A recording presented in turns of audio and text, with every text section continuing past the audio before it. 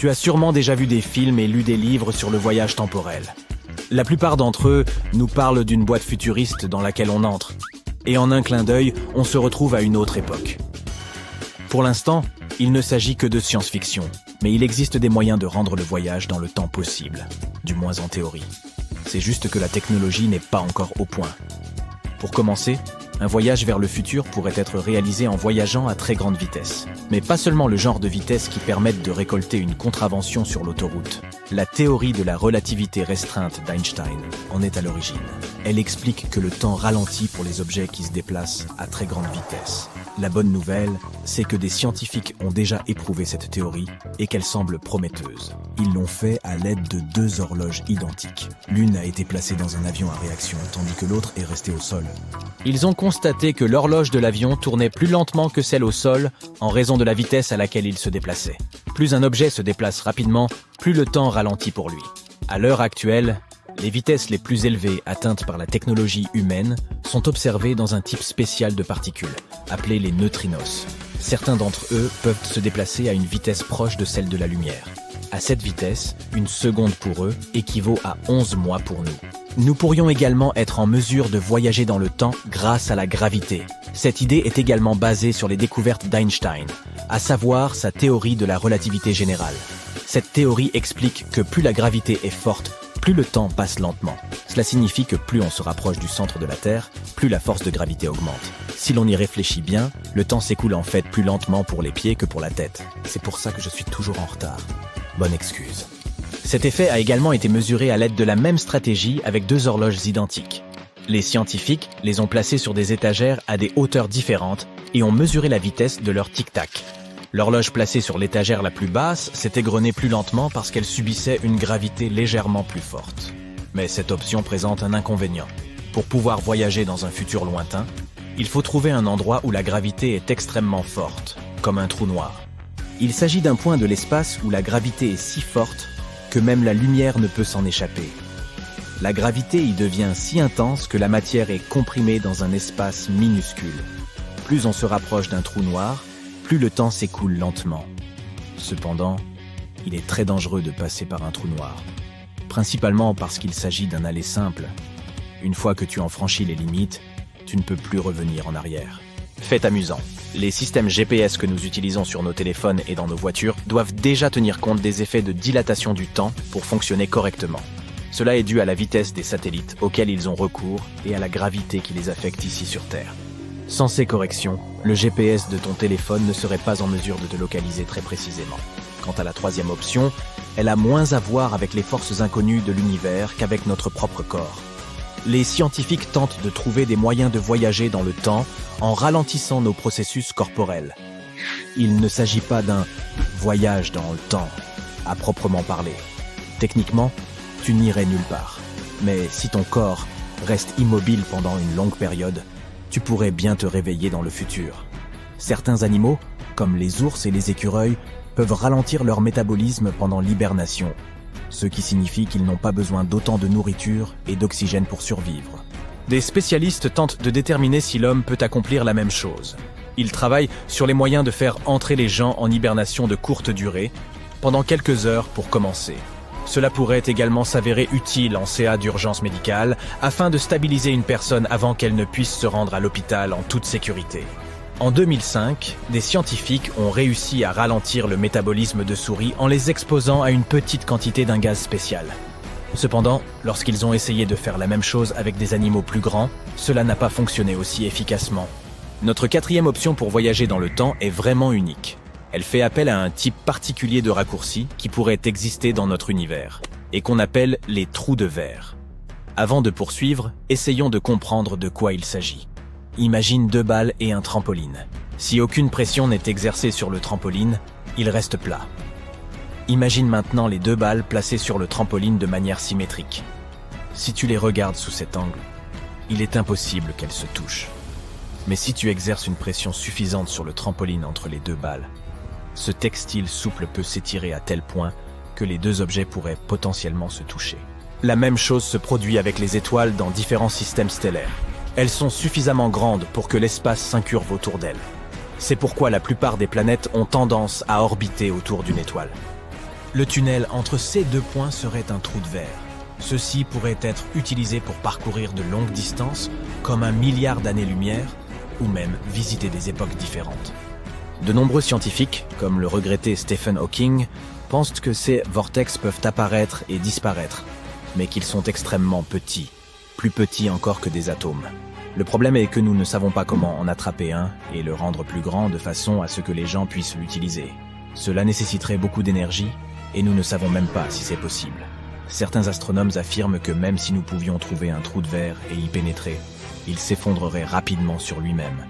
La moindre masse supplémentaire, comme celle de notre corps par exemple, pourrait faire craquer le trou de verre, comme un élastique qu'on aurait trop étiré. La 5e solution pour voyager dans le temps a été proposée par un physicien américain du nom de Ron Mallett. Elle fait appel à une ressource dont nous sommes certains qu'elle abonde dans l'univers, la lumière. Ce chercheur a proposé une théorie sur le voyage temporel qui utiliserait un cylindre de lumière en rotation. Il pense que si l'on dépose un objet à l'intérieur de ce cylindre tourbillonnant, il pourra être déplacé à la fois dans l'espace et dans le temps, de la même manière qu'une bulle se déplace lorsqu'on la fait tourner avec une cuillère dans son café. Selon Mallett, une forme adéquate du cylindre pourrait permettre de voyager à la fois dans le passé et dans le futur. Le physicien a tenté de collecter des fonds pour réaliser une expérience destinée à vérifier sa théorie. Cette expérience consiste à faire tomber de minuscules particules, les neutrons, à travers un arrangement circulaire de laser en rotation. Cependant, d'autres scientifiques affirment que la théorie de Mallett est irréalisable et qu'il n'est pas nécessaire de la tester outre mesure. Même si nous parvenions à trouver un moyen de voyager dans le passé ou dans le futur, cela se ferait-il sans danger ? Les experts évoquent depuis longtemps un problème appelé paradoxe du voyage temporel. La principale question est de savoir ce qui se passerait si l'on remontait le temps et que l'on faisait quelque chose qui changerait l'avenir. Toutefois, une nouvelle étude réalisée par des chercheurs de l'Université du Queensland indique que ce problème n'est peut-être pas si concret. Les scientifiques ont procédé à quelques calculs et ont découvert que même si tu avais changé quelque chose dans le passé, notre ligne temporelle finirait toujours de la même manière. Une autre variante de ce problème est appelée le paradoxe du grand-père. Imagine que tu remontes le temps et que tu empêches ton propre grand-père d'avoir une descendance. À bien y réfléchir, cela signifie automatiquement que tu ne devrais même pas exister en premier lieu. Si tes grands-parents n'ont pas eu tes parents, comment peux-tu être venu au monde après tout ? Aujourd'hui, les scientifiques sont certains que même si tu vivais une telle expérience, tu existerais toujours dans le présent. C'est parce que la chronologie qui existe déjà a une façon de s'ajuster, indépendamment de l'endroit où les gens se trouvent dans le temps et de ce qu'ils y font. Ou alors, il faut avoir une puissance de 1,21 gigawatts et une DeLorean sous la main, et faire comme Marty McFly, voire Retour vers le futur. Chaque jour, la Terre baigne dans la lumière du soleil.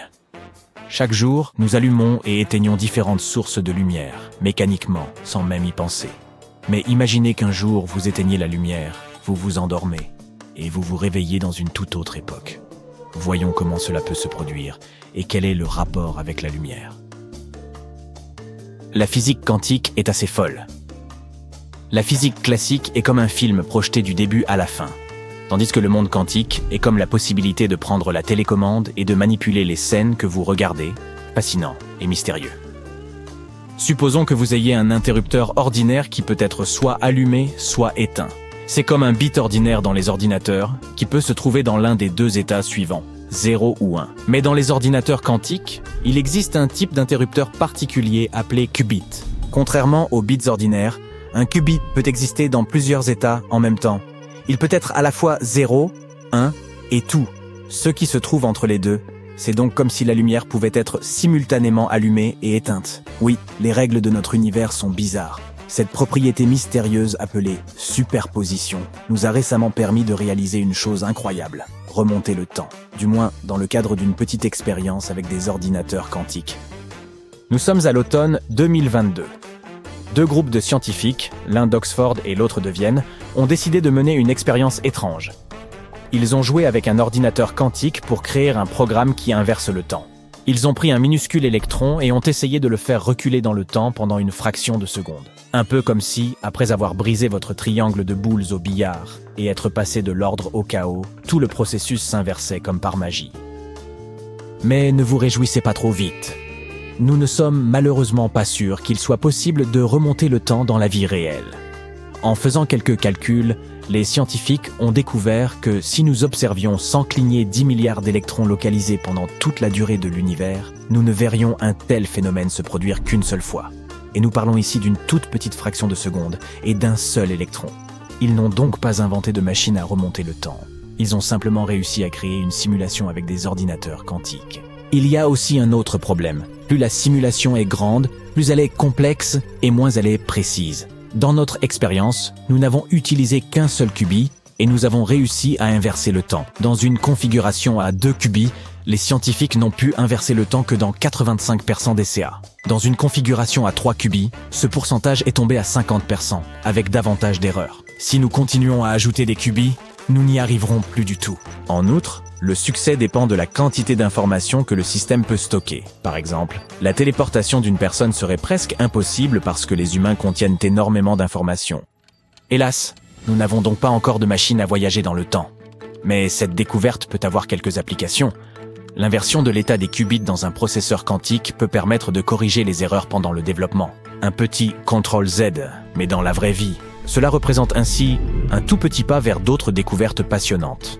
Par exemple, ils ont récemment démontré une autre chose plutôt folle. On peut envoyer la lumière elle-même dans le passé.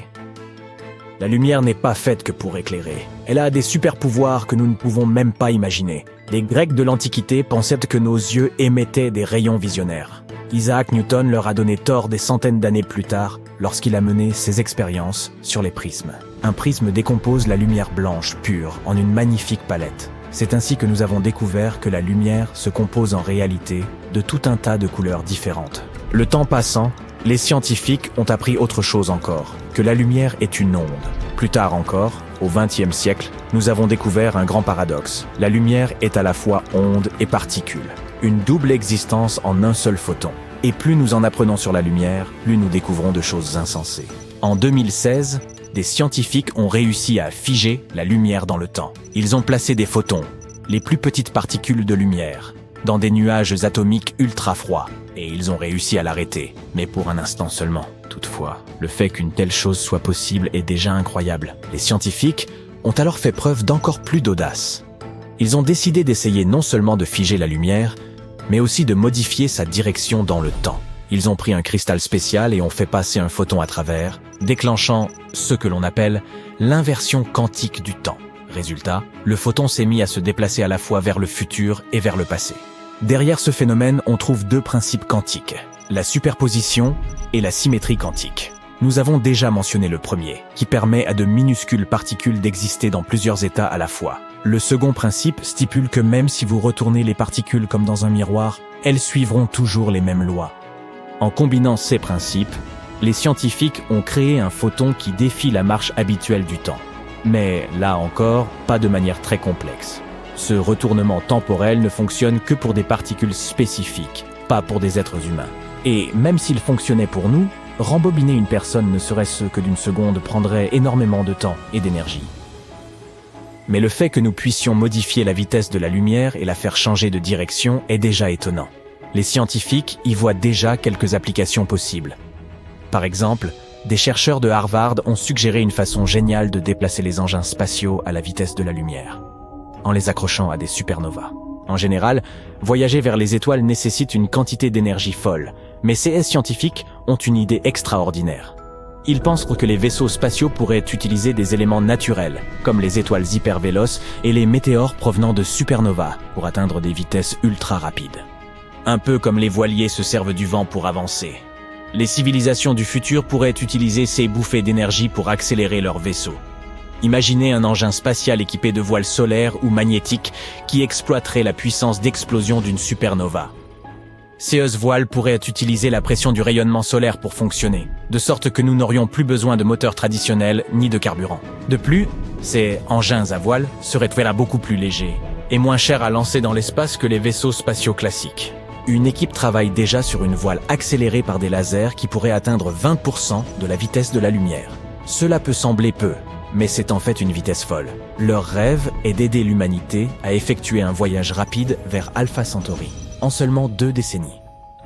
N'est-il pas étonnant de voir tout ce que l'on peut faire avec la lumière ? et pas seulement dans notre imagination, passons à des réalisations plus pratiques. Récemment, une entreprise canadienne de camouflage, Hyperstealth Biotechnology Corporation, a fabriqué une véritable cape d'invisibilité. Cette cape magique n'a besoin d'aucune source d'énergie, est aussi fine que du papier et ne vous ruinera pas.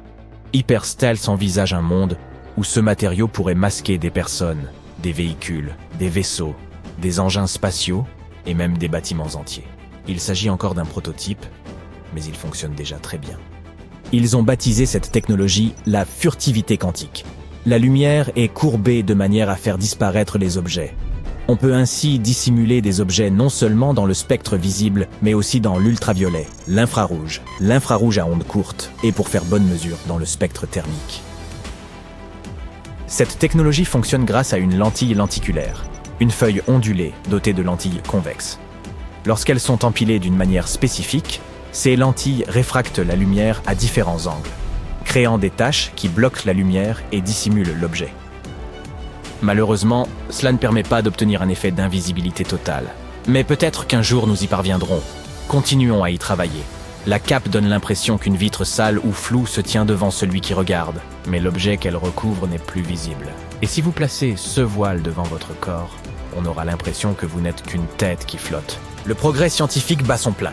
Peut-être qu'un jour, nous pourrons inverser le temps non seulement pour les petites particules de lumière, mais aussi pour des êtres humains entiers. En attendant, profitons de nos capes d'invisibilité et restons curieux. Remontons le temps jusqu'aux premiers jours de l'histoire de l'humanité, à l'époque où nos ancêtres vivaient en tribus nomades. Songe un instant à ce que devait être la vie pour ceux qui souffraient d'une déficience visuelle. Pour ceux qui avaient la chance de n'avoir que des problèmes de vue bénins, ils pouvaient probablement se déplacer sans trop de difficultés. Mais pour ceux qui souffraient de graves problèmes de vue, les défis étaient quasi insurmontables. Leur productivité et leur utilité pour la tribu pouvaient être grandement compromises, ce qui pouvait conduire à leur exclusion. Au fur et à mesure que nous nous sommes établis et avons formé des communautés, la façon dont nous nous traitions mutuellement a commencé à évoluer, et nous avons commencé à considérer ces personnes souffrant de graves problèmes de vue avec un peu plus de gentillesse et d'empathie. Toutefois, sans les connaissances scientifiques dont nous disposons aujourd'hui, les moyens de leur venir en aide étaient très limités.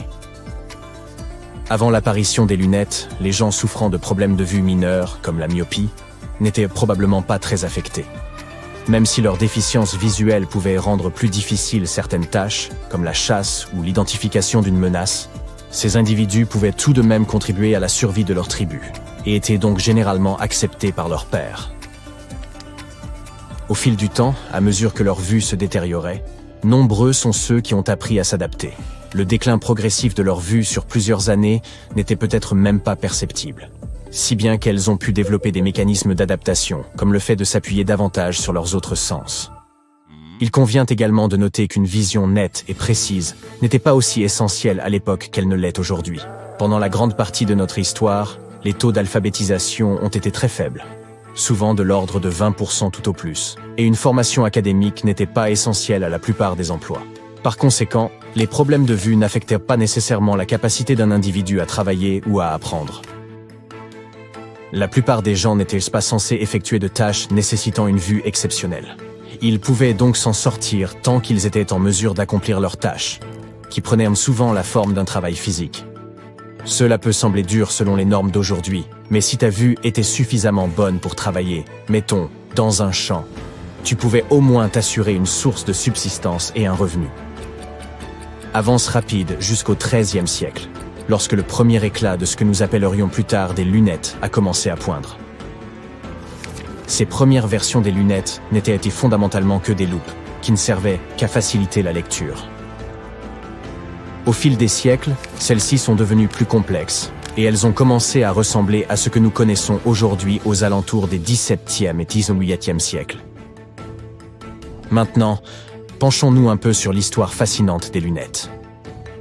Leur perfectionnement aura pris plusieurs siècles, jalonné de nombreux visionnaires et de leurs idées novatrices. Toutefois, le mystère de l'inventeur des lunettes apportées reste encore entier. Nous savons que nos anciens conquérants, les Romains, ont été les premiers à percer la magie du verre et de son pouvoir d'agrandissement de textes minuscules, donnant ainsi naissance aux premières loupes. Au XIIIe siècle, en Italie, nous rencontrons les premières lunettes portatives de l'histoire. Il s'agissait de lentilles rudimentaires, fabriquées par d'habiles souffleurs de verre, insérées dans des montures de bois, de cuir ou parfois même en cornes d'animal et maintenues contre le visage ou en équilibre sur le nez. À mesure que la technologie s'est améliorée au cours de la Renaissance, ces dispositifs sont devenus plus courants. Comment savons-nous que ces lunettes ont existé? Eh bien, grâce à l'art.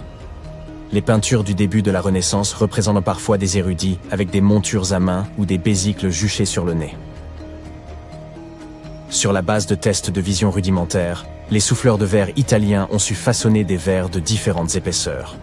En raison de leur popularité croissante, ces lunettes ont commencé à quitter l'Italie pour s'étendre au reste de l'Europe, devenant un accessoire de luxe accessible à ceux qui pouvaient se l'offrir. Compte tenu de l'importance accordée au savoir à la Renaissance, les lunettes sont devenues un signe de prouesse intellectuelle et de richesse. Pendant un certain temps, il a semblé que la technologie des lunettes avait atteint un plafond. Ce n'est qu'au XVIIe siècle que l'on a assisté à un véritable bond en avant, lorsque les lunettes ont permis de garder les mains libres, grâce à l'introduction de branches qui s'étendaient au-dessus des oreilles. L'un des exemples les plus remarquables de ces lunettes modernes sont les fameuses Martin's Margins, conçues par l'inventeur Benjamin Martin. Aujourd'hui, ces lunettes sont très recherchées par les collectionneurs, mais elles ont été pionnières dans la quête de verres plus précis et plus fins, soutenues par des montures robustes. Une fois que les lunettes sont devenues intra-auriculaires, leur évolution a semblé s'accélérer. Même Benjamin Franklin a contribué à ce développement, en inventant le verre à double foyer, une solution astucieuse pour ceux qui devaient jongler avec des problèmes de vision de près comme de loin. Il a ingénieusement découpé 2 lentilles et les a couplées en une seule monture. À la même époque, les lunettes en ciseaux ont gagné en popularité. Il s'agissait essentiellement de lunettes de poche, pliables comme une paire de ciseaux et parfaites pour les moments où l'on avait besoin de jeter un coup d'œil rapide sur quelque chose d'important. Certains messieurs n'étaient guère enthousiastes à l'idée de porter des lunettes en permanence, et ces lunettes compactes présentaient donc une solution idéale. À l'aube du XIXe siècle, les lunettes étaient encore fabriquées à la main et n'étaient pas accessibles à tous. Mais eu égard à la révolution industrielle qui s'annonçait, la production en masse de montures et de verres se profilait déjà à l'horizon, facilitant la correction de la vue pour les travailleurs acharnés. Le début du XVIIIe siècle a également vu l'introduction de verres cylindriques uniques, conçus pour corriger l'astigmatisme. Au cours du XXe siècle, les lunettes ont commencé à passer du statut de nécessité oculaire à celui d'accessoire de mode. Un large éventail de montures de formes, de matériaux et de couleurs différents a commencé à inonder le marché, permettant aux porteurs de choisir des lunettes adaptées à la forme de leur visage, à la couleur de leurs yeux, ou même à leur tenue vestimentaire. Theodore Roosevelt, par exemple, portait des lunettes sans branches qui restaient en place grâce à un pince-nez. Bien qu'elles soient tombées en désuétude en raison de leur aspect digne du siècle dernier, ces lunettes faisaient fureur à l'époque. Ce qui a vraiment changé la donne, c'est l'avènement de plastique robuste. Les montures n'avaient plus besoin d'être en bois, en métal ou en corne. Ce plastique pouvait être moulé dans un vaste assortiment de formes et de tailles. C'est également au XXe siècle que l'on assiste à l'essor des lunettes de soleil. Si l'idée est née en Asie au XIIe siècle, elles étaient à l'origine destinées à masquer l'expression des juges, et non à améliorer la vision ou à protéger du soleil. Plusieurs fabricants ont joué avec des verres colorés, mais pas pour des raisons de protection. Très vite, cependant, les lunettes de soleil teintées sont devenues populaires, en raison de la sensibilité à la lumière due à certaines conditions médicales. Cette tendance s'est rapidement imposée, et, à la fin des années 20, les lunettes de soleil étaient produites en masse. Non seulement pour protéger du soleil, mais aussi pour réduire l'éblouissement. Les années 80 ont vu naître les lentilles en plastique, moins susceptibles de se briser et plus légères et plus fines que les lentilles en verre. Et l'innovation ne s'est pas arrêtée là. Aujourd'hui, nous disposons de verres dotés de revêtements protecteurs qui réduisent l'éblouissement et bloquent les rayons UV nocifs. Aussi fascinant que cela puisse sembler, une autre découverte intéressante a trait au pourcentage de personnes affectées par des problèmes de vision. Certaines études suggèrent que la myopie n'était pas aussi répandue dans le passé qu'elle ne l'est aujourd'hui. En réalité, le nombre de personnes diagnostiquées comme souffrant de myopie a explosé. Les projections indiquent même que d'ici à 250 ans, une personne sur 2 sur la planète pourrait être myope. Une étude particulière a mis en lumière le fait que la myopie touche aujourd'hui 2 fois plus d'enfants que dans les années 60. Dans certaines régions d'Asie, la situation est encore plus accentuée. Alors que les médecins et les chercheurs du monde entier tentent de comprendre la cause profonde de ce problème, certains le qualifient d'épidémie. Les théories sont nombreuses, certaines pointant du doigt la génétique ou l'augmentation du temps passé devant les écrans et le nez enfoui dans les livres. Mais il y a aussi d'autres scientifiques qui ont remarqué un lien entre les enfants qui jouent moins à l'extérieur et la probabilité de développer une myopie. Quelle que soit la cause de cette situation, il est juste de dire que la myopie n'affectait probablement pas autant de personnes dans les temps anciens qu'elle le fait aujourd'hui. L'invention relativement récente des lunettes pour la myopie laisse penser que ce n'était pas un problème aussi pressant dans le passé. Peut-être les gens ont-ils trouvé des moyens d'adapter leur mode de vie pour mieux gérer leur myopie. Ou peut-être que l'on s'efforçait davantage d'adapter les emplois aux capacités visuelles des gens plutôt que de rechercher des solutions techniques pour uniformiser la donne.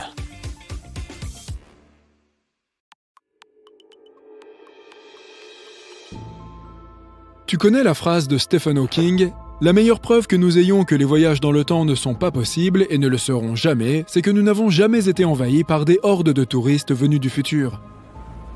Mais que se passerait-il si ces visiteurs voyageaient bien jusqu'à notre époque, mais qu'ils le faisaient en cachette ? Il se peut même que tu aies déjà rencontré l'un d'entre eux. Découvrons les voyageurs du temps les plus célèbres. Je te présente Orin. C'est un cyborg qui nous vient de l'année 2050 pour empêcher la prochaine fin du monde. En 2020, il est apparu dans une émission de télévision où il a dit que le monde entier était à l'intérieur de la matrice. Il a ensuite fait la une des journaux et a donné une interview à une chaîne YouTube populaire. Pour prouver qu'il était bien un cyborg, il a fait une démonstration de sa voix robotique, qui pourrait tout aussi bien être fabriquée à l'aide d'un simple programme informatique. Et il s'est aussi désigné par le terme « nous », car il s'est déclaré être une conscience collective venue sauver l'humanité. Orin est devenu célèbre pour ses prédictions sur l'avenir proche, mais il s'est avéré que de nombreux experts avaient déjà annoncé ses conjectures auparavant. Il a également déclaré qu'une énorme entreprise était en train de supprimer l'humanité et que nous nous trouvions à l'intérieur d'une simulation informatique complexe. Si nous ne nous améliorions pas ou ne prenions pas soin les uns des autres et de la nature, la fin commencerait en 2050. Orin n'apparaît plus dans les grandes émissions, mais il a une petite base de fans qui se passionnent pour toutes sortes de théories fantastiques. Un autre voyageur du temps se nomme Adam Archon et il nous arrive de 2045. Sur YouTube, on trouve une interview de lui dans laquelle il a partagé quelques détails sur l'avenir des États-Unis. Après quoi, la vidéo est devenue virale et a fait la une de nombreux journaux. Archon a indiqué que le dernier président officiel du pays serait la fille de Martin Luther King III, Yolanda Renee King, et qu'elle deviendrait le plus grand président américain de l'histoire. Un autre événement passionnant qu'Archon a annoncé est censé se produire en 2028. Il a affirmé que les gens découvriraient l'existence de civilisations extraterrestres. Il a ajouté que ces créatures ne viendraient pas de l'espace. Le voyageur a également noté que le monde passerait à une monnaie numérique unique et que tout l'argent liquide disparaîtrait. Bien sûr, personne ne l'a cru. Alors, les experts lui ont fait passer un test au détecteur de mensonges. Et Adam Archon l'a passé avec succès. Il a dit qu'il avait une puce dans la main pour faciliter le voyage dans le temps. Une civilisation extraterrestre arriverait sur Terre en 2028 et en 2045, les gens seraient plus proches des robots. Le détecteur de mensonges n'a pas indiqué qu'Archon mentait. Mais cela ne signifie pas qu'il dit la vérité, puisqu'on peut tromper l'appareil à l'aide d'un entraînement spécial. Quoi qu'il en soit, en 2028, nous saurons si Archon avait raison ou tort. Tous ces voyageurs du temps arrivent dans le passé, mais pour une raison inconnue, n'utilisent pas les connaissances du futur. Et toi, que ferais-tu si tu pouvais revenir 50 ans en arrière ? Peut-être investirais-tu de l'argent dans des actions d'une jeune entreprise qui deviendra une grande société extrêmement lucrative. Dans ce cas, tout le monde croirait que tu viens vraiment du futur. Et d'ailleurs, un homme l'a fait. Il a investi 800 $ en bourse et en a tiré 350 millions de dollars.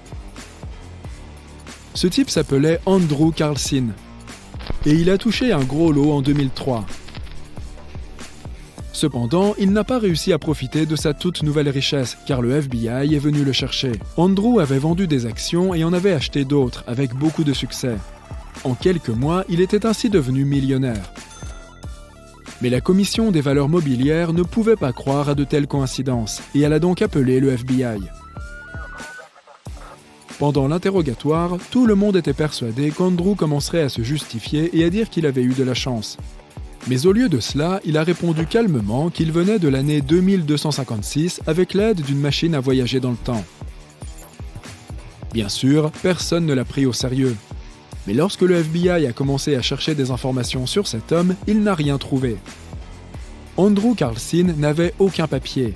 Il ne figurait dans aucune base de données. Il était sorti de nulle part et avait commencé à gagner beaucoup d'argent. Il a été interrogé pendant environ 4 heures et il s'est comporté plutôt calmement. Il semblait dire la vérité. Cependant, il ne leur a pas révélé où se trouvait la machine à voyager dans le temps. Lorsque la presse a découvert cet homme, il est immédiatement devenu une célébrité. Des sites d'information très connus ont commencé à écrire sur cet homme. Des articles sont parus au Japon, en Australie, en Allemagne, au Royaume-Uni et dans d'autres pays. Et bien sûr, les journalistes ont commencé à appeler le FBI pour obtenir plus de détails sur ce type. Et le FBI leur a dit que toute cette histoire était une fiction et qu'il n'y avait pas d'Andrew Carlson. Des informations à son sujet sont apparues sur une page internet connue pour ses fake news. À un moment donné, l'article sur le voyageur du temps s'est retrouvé sur Yahoo, où il est devenu viral. Ainsi, comme nous le voyons, toutes les déclarations sur les voyageurs dans le temps sont soit des fictions, soit des mensonges. Ce sujet des voyages dans le temps est apparu grâce à des films et des livres fantastiques qui le développaient. La culture populaire a beaucoup influencé ce concept et a créé plusieurs théories affirmant que le voyage dans le temps était réel. Et certaines personnes y croient vraiment, en particulier celles qui ne sont pas du tout scientifiques.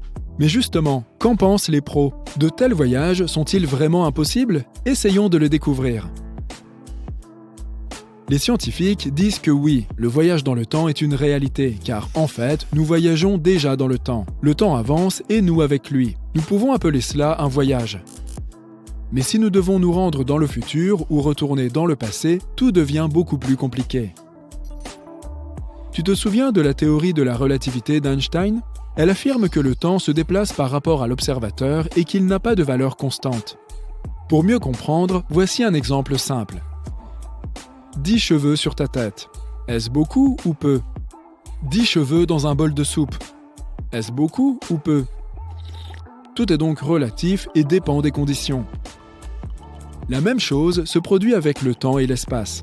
Si nous nous déplaçons à une vitesse phénoménale, proche de la vitesse de la lumière, alors le temps ralentit pour nous. La perception du temps devient différente pour une personne qui court et pour une personne qui reste immobile.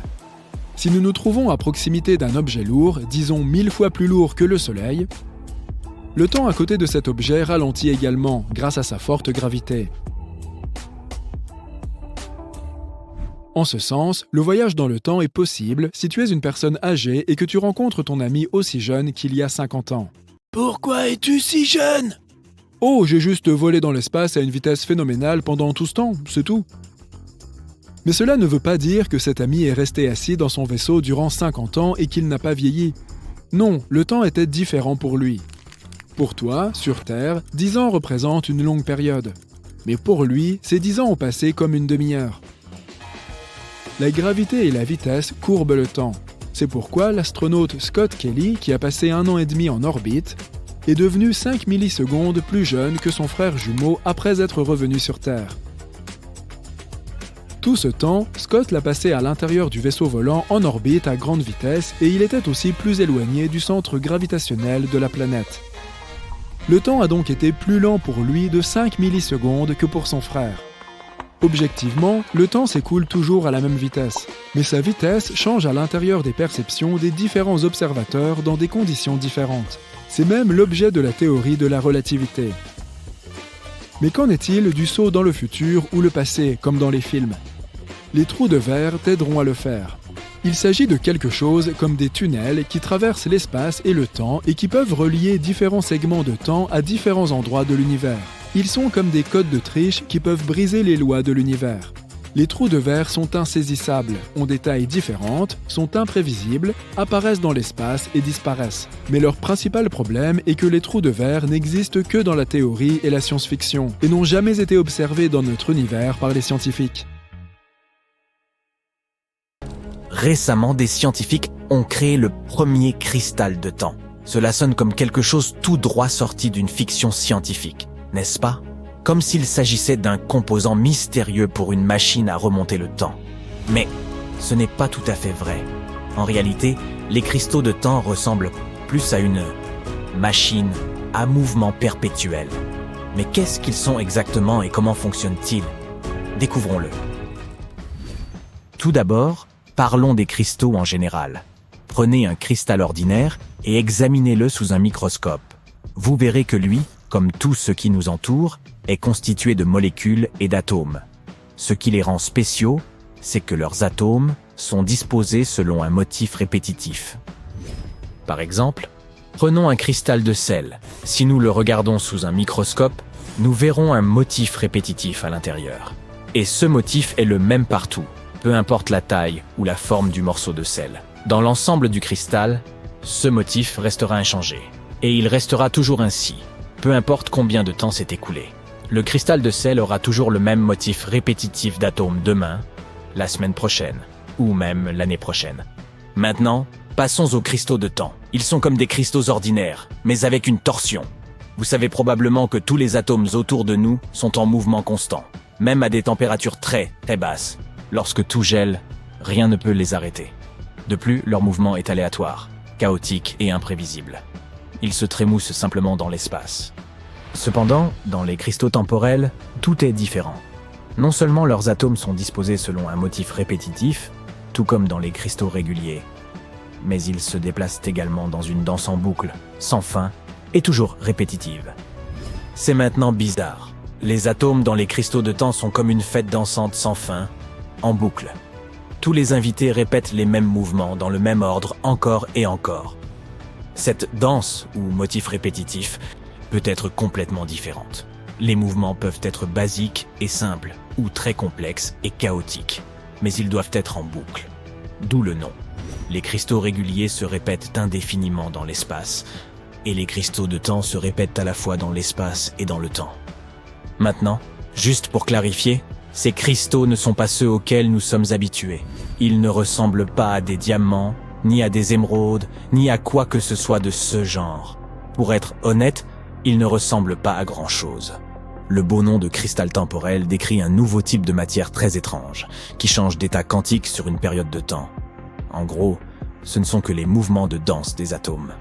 Alors, malheureusement, vous ne pouvez pas simplement en mettre un sur votre étagère pour qu'il y vibre. Ce n'est pas un beau morceau de quartz, c'est plutôt comme une curiosité en physique. Mais cela ne signifie pas que ces cristaux ne sont pas cool. En fait, il y a quelque chose de très inhabituel et intéressant à leur sujet. Tu vois, les mouvements dont nous avons parlé persistent même à une température zéro absolue. C'est-à-dire même lorsque dans les matériaux et objets normaux, les atomes gèleraient, perdraient de l'énergie et cesseraient de bouger. Dans les cristaux de temps, ils continuent leur danse sans fin comme si rien ne s'était passé. Oh, et ce n'est que le début. Les scientifiques sont également stupéfaits, car l'existence des cristaux temporels viole la deuxième loi de la thermodynamique. Cette loi stipule qu'avec le temps, tout système devient aléatoire et désordonné. Un objet chaud distribuera sa chaleur et deviendra froid. Un vase en équilibre sur le bord d'une table finira par tomber, et ainsi de suite. Mais les cristaux temporels sont comme « on se fiche de votre thermo quelque chose ». Non seulement ils bougent constamment, selon le même schéma, peu importe ce qui leur arrive, mais ils n'ont pas besoin d'énergie pour le faire. Même s'ils ne reçoivent pas d'énergie de n'importe où, ils ne cessent de danser et ne deviennent pas moins structurés ou organisés. Oui, nous avons créé un magnifique miracle de la nature, incompréhensible, qui viole les lois de la physique. N'est-ce pas impressionnant? Mais comment cela est-il même possible? Et pourquoi? Cela signifie-t-il qu'il n'y a rien qui puisse arrêter ces atomes? Et le plus important, cela pourrait-il être un indice pour les secrets de la machine à mouvement perpétuel? Eh bien, c'est assez compliqué. Encore une fois, la mécanique quantique fait exploser le cerveau des scientifiques. Cette fois avec un autre mystère. un comportement unique et inhabituel que nous essayons toujours de comprendre. Comme c'est un domaine de recherche relativement nouveau, nous ne sommes pas encore sûrs exactement de leur fonctionnement et de la manière dont nous pouvons les utiliser. Au fait, comment avons-nous même découvert ces gars et comment ont-ils été créés? Les cristaux de temps ont été prédits pour la première fois en 2012 par le physicien théoricien Frank Wilczek. Tous les physiciens n'ont pas accepté la théorie à l'époque. Beaucoup pensaient qu'il était impossible de violer la deuxième loi de la thermodynamique. Mais l'univers ne se soucie pas vraiment de ce que pensent les scientifiques, et Frank Wilczek a remporté un prix Nobel pour son travail. Cependant, il a fallu encore quelques années aux scientifiques pour réellement créer et observer les premiers cristaux temporels. Cela s'est produit en 2016, lorsque des scientifiques de l'Université du Maryland sont parvenus à en créer un en utilisant des ions du métal de terre rare ytterbium. Voici ce qu'ils ont fait. Tout d'abord, ils ont pris un cristal ordinaire et ont vraiment refroidi les atomes à l'intérieur à une température proche de zéro absolu. Comme déjà mentionné, le zéro absolu est la température à laquelle les atomes cessent de bouger. Jusqu'à présent, nous ne savons pas comment atteindre cette température, mais nous pouvons nous en rapprocher très près. Nous pouvons ralentir les atomes tellement qu'ils s'arrêtent, presque. Alors ils ont pris tous ces atomes et les ont fait bouger très lentement. Puis, ils ont commencé à les choquer avec des lasers. Cela a fait basculer les atomes entre différents états encore et encore, sans absorber aucune énergie du laser. On pourrait dire que le laser leur a donné un rythme et les a fait danser par eux-mêmes, sans l'aide de personne. Le résultat a été le tout premier cristal temporel. L'expérience des scientifiques du Maryland a été une avancée majeure et a montré que les cristaux temporels étaient un phénomène réel et observable. Cela a provoqué une certaine agitation dans la communauté scientifique et a été un grand pas en avant dans l'étrange monde de la mécanique quantique. Mais malheureusement, il y avait un problème. Un tel mouvement perpétuel n'existe réellement pour toujours que dans les cristaux temporels idéaux. Et comme les cristaux temporels de nos expériences n'étaient pas idéaux, ils ne duraient que quelques minutes avant de fondre et de recommencer à se comporter normalement. Qu'est-ce que cela signifie? Cela signifie que jusqu'à présent, malheureusement, nous ne pouvons pas créer une machine à mouvement perpétuel. Si nous essayons de faire quelque chose comme ça, les cristaux temporels fondront immédiatement. Mais cela n'a pas arrêté les scientifiques, et en 2021, nous avons finalement fait une autre percée. Des chercheurs de Google en collaboration avec des physiciens de Stanford, Princeton et d'autres universités ont utilisé l'ordinateur quantique de Google pour créer un cristal de temps beaucoup plus grand et beaucoup plus stable. Vous voyez, les ordinateurs quantiques sont différents de votre ordinateur portable typique. Ils n'utilisent pas des bits réguliers et ne fonctionnent pas avec du silicium. Au lieu de cela, ils travaillent avec des bits quantiques qui peuvent exister dans plusieurs états en même temps. Cela permet aux cristaux de temps de continuer à osciller dans un motif répétitif, même lorsque tout autre mouvement s'est arrêté. Tous les cristaux précédents étaient éphémères, faisaient quelques va-et-vient et se fondaient immédiatement. Mais maintenant, les scientifiques ont créé un cristal plus grand et meilleur que jamais auparavant. Alors, qu'est-ce que cela signifie pour nous? Eh bien, les cristaux de temps pourraient bien détenir la clé pour déverrouiller de nouvelles technologies et une compréhension plus profonde du monde quantique. Pour commencer, ils nous aideront à mieux explorer le monde de la mécanique quantique. Ils remettent en question notre compréhension du temps et de la façon dont la matière se comporte. En physique classique, les choses sont soit statiques, soit elles se déplacent selon un motif prévisible et répétitif. Mais les cristaux temporels ne s'en soucient pas. Ils apprécient à la fois être statiques et bouger en même temps. Ils peuvent également nous aider à créer de nouvelles technologies cool. Ils peuvent nous rapprocher de la création d'ordinateurs quantiques à part entière. Les ingénieurs ont lutté pendant des années pour créer quelque chose qui pourrait servir de mémoire dans les ordinateurs quantiques. Et maintenant, ils pourraient utiliser des cristaux temporels pour cela. Leur motif de mouvement répétitif pourrait être capable de stocker des informations. N'est-ce pas génial? Nous pourrons également créer beaucoup d'autres choses cool avec eux. Par exemple, nous pourrions utiliser leur comportement répétitif pour créer un nouveau type d'horloge ultra précise. Les cristaux de temps sont encore un domaine de recherche relativement nouveau. En ce moment, nous essayons principalement de comprendre leurs propriétés et caractéristiques uniques. Les scientifiques effectuent également des expériences pour étudier leur comportement dans différentes conditions, par exemple à des températures différentes et dans des champs magnétiques. En d'autres termes, Ce domaine de recherche en est encore à ses débuts. Mais les cristaux temporels sont une découverte vraiment stupéfiante qui montre à quel point l'univers peut être étrange et merveilleux. Ils suscitent déjà un grand intérêt et attirent l'attention des scientifiques du monde entier. Je suis impatient de voir combien de découvertes excitantes et révolutionnaires viendront de ce domaine à l'avenir. Savais-tu qu'il existe un objet astronomique dans lequel l'espace et le temps échangent leur place? Mais comment ça fonctionne? Et que signifie exactement échanger l'espace et le temps? Essayons de comprendre. Imagine que tu es dans un vaisseau spatial qui ne peut que se déplacer qu'en ligne droite. Ta trajectoire mène à un point inévitable, et tu n'as aucune idée de ce qui t'attend. Tu peux seulement espérer que ce ne sera pas trop grave. Pendant ce temps, tout ce qui t'entoure n'est que pure folie. Un assemblage chaotique d'événements historiques. Qu'est-ce que tu vois? D'anciens humains et dinosaures? La naissance de l'univers? Le futur? Qui sait? C'est à ça que ressemblerait l'univers si on échangeait le temps et l'espace. Et, en théorie, c'est ce que tu verrais si tu tombais dans un trou noir et que tu parvenais à survivre. Mais comment une telle chose est-elle possible? Tout d'abord, parlons du temps et de l'espace.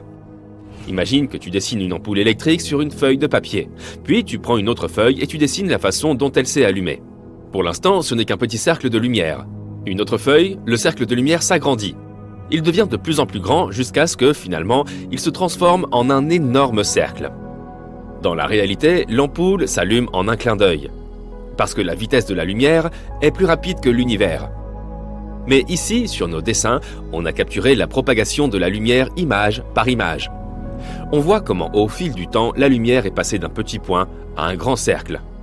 Mais si tu empiles ces cercles, ça ne te rappelle pas une certaine forme? Par exemple, un cône? Exactement. On appelle ça un cône de lumière. Et le temps est l'axe central de ce cône. Pourquoi?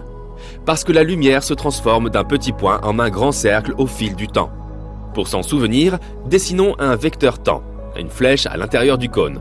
Elle va du passé vers le futur. Pendant ce temps, les cercles représentent l'espace.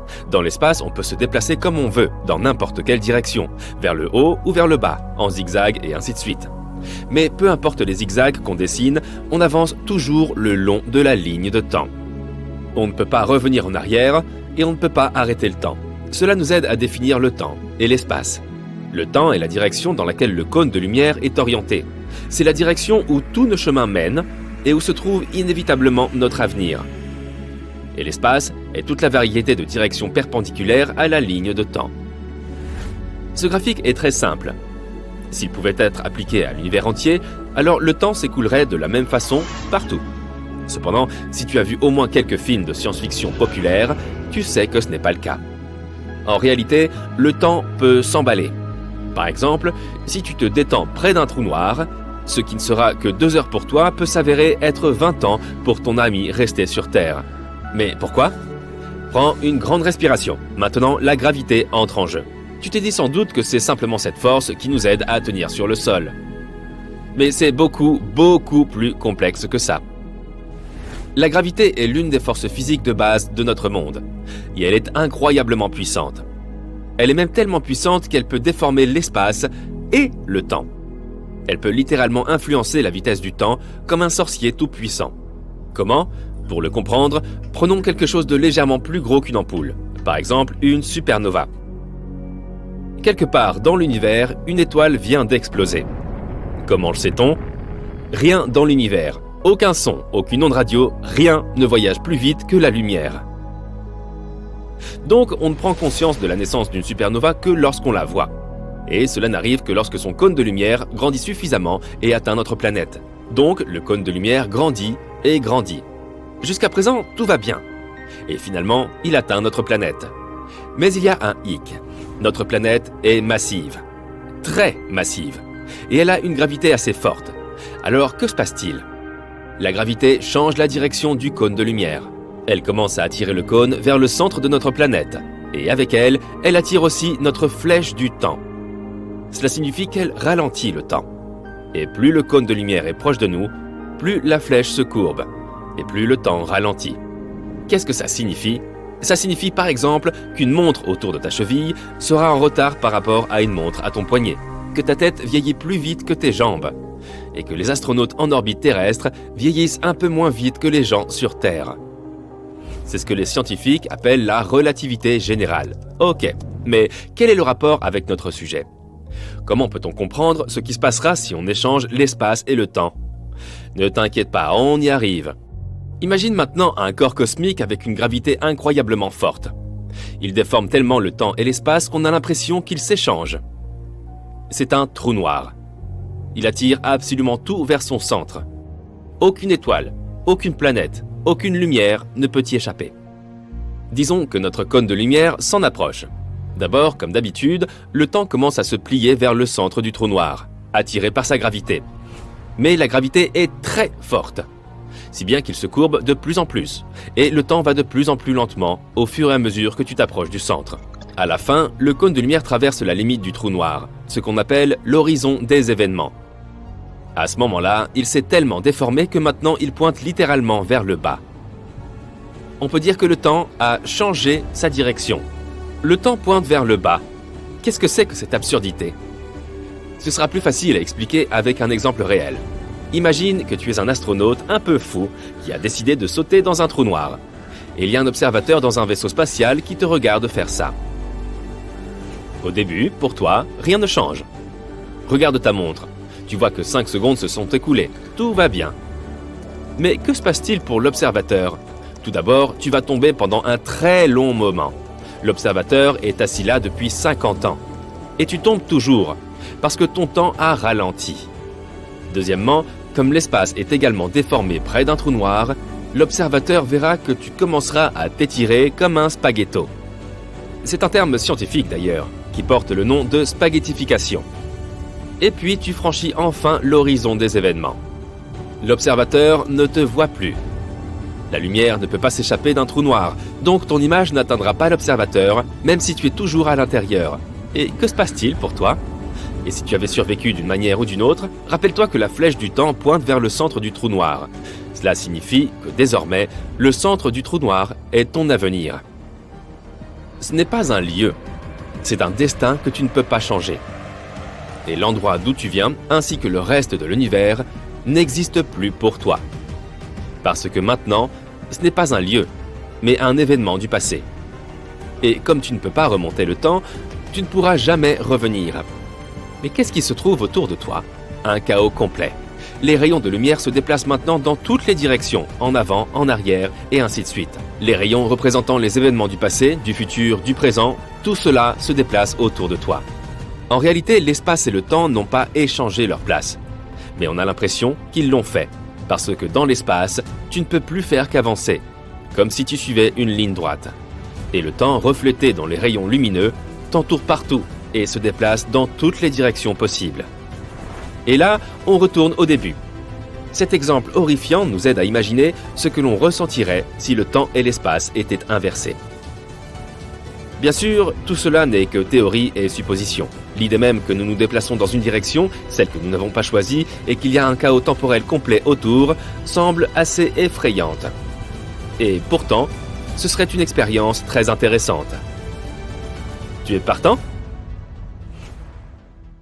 4 décembre 1970.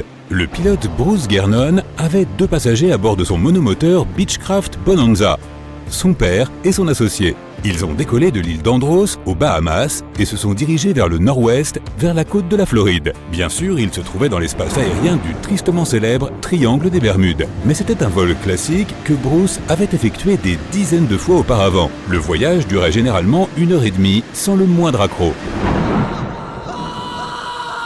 Bruce a décollé et a commencé à prendre de l'altitude. Des choses étranges ont commencé à se produire dès le départ. Au début, il a remarqué un petit nuage devant lui.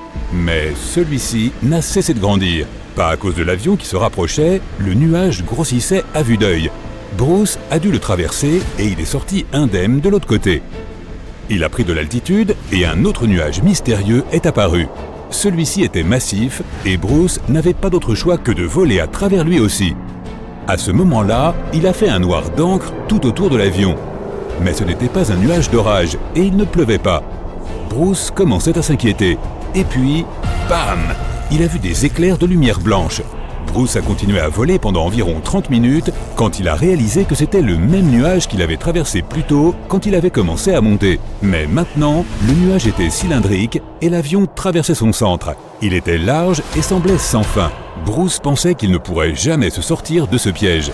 Mais une minute plus tard, il a vu de la lumière au bout du tunnel. Mais tout à coup, les parois du tunnel du nuage ont commencé à se rétrécir. Elles se rapprochaient de l'avion. Les instruments de navigation ont commencé à se dérégler. La boussole tournait toute seule dans le sens inverse des aiguilles d'une montre. Les parois continuaient à se rétrécir, de plus en plus serrées, s'enroulant comme dans un vortex. Les instruments électroniques se détraquaient encore. Le temps manquait à Bruce. Il devait sortir de cet endroit rapidement. Une vingtaine de secondes éreintantes plus tard, il s'est échappé de ce piège brumeux.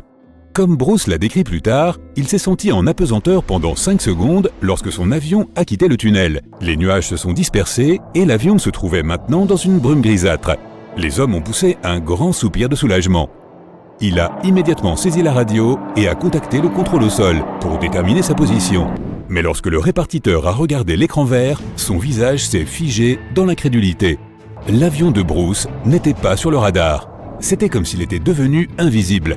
Mais ensuite, le répartiteur a dit que l'avion était déjà dans l'espace aérien de Miami. Bruce était choqué. Cela ne pouvait tout simplement pas être vrai. Le voyage entier prenait habituellement environ 90 minutes.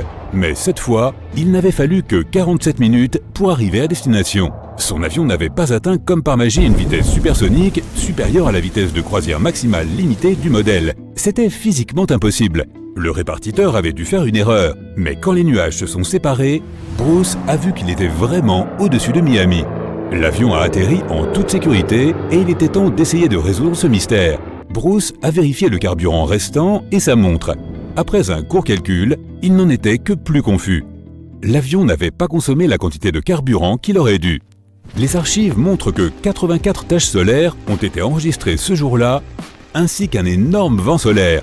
Cela aurait provoqué des perturbations dans la magnétosphère de la Terre qui auraient pu perturber les instruments et les radars de l'avion.